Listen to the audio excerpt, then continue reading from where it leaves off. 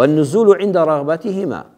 كاتي خود حزن لشتيكا والله باوكو داكت حزن لشتيك شكترا تنزل كلا رغبتي خود لحزك خود لقينا ما دام ايواتان بي خوشا من اوادكم دەچن بۆ سەیرانێک بۆ گەشتێک تۆ حەز لێ بڕۆی بۆ دوکان ئەو حەز دەکا بەرەوە بڕۆ قەراغ مادام دایک و باوکت حەز دەکا با ئەو ڕێگایە ناخۆشتریش بێ با تۆ حەزیشی لێ نەبێ بڵێن باوە گیان مادام تۆ حەز لەوێ دایە گیان تۆ دڵت بەوێ دەکرێتەوە بەسەر چاو حەزەکەی خۆت واز لێ بێنە ئەوە بالوالدەینە وامتثال ئەمریهما پاشان بزانە فەرمانت بە چی پێ دەکەن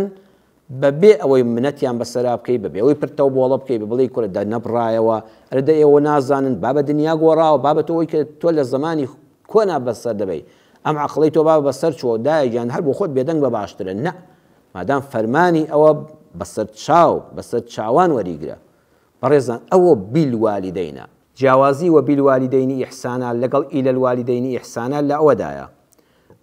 بالوالدەینی ئیحسانە یعنی بەڕوح و بەماڵ و بەجەستە لە خزمەت دایک و باوکتدا بە بە حرمەتەوە ناویان بێنە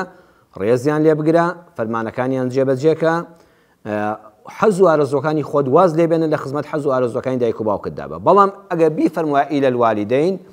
یعنی ئیصال النەفع المالی بەس پارەیان بدەیە یعنی ئەگەر کەسێکت بینی بەڕێزان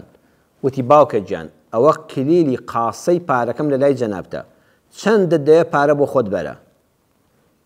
یەکێ دایک و باوکی نەخۆشە خۆشی مەجای هەیە جەستەشی ساغا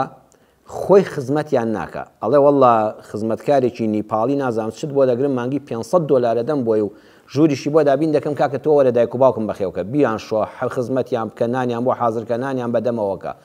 خۆ تۆ نەتێشتۆ باوک و دایکت لە خانەی بە ساڵات چوو بن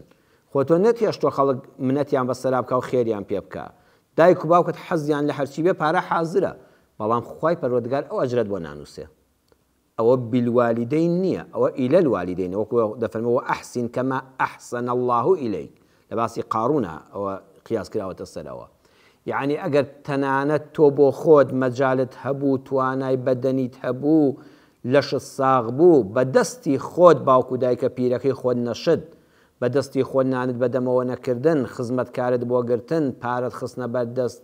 بە خزمەتکاراشتت بۆ ناردنە ماڵەوە ئەو ئەجرەی بالوالدەینی ئیحسانەت دەست ناکەوێت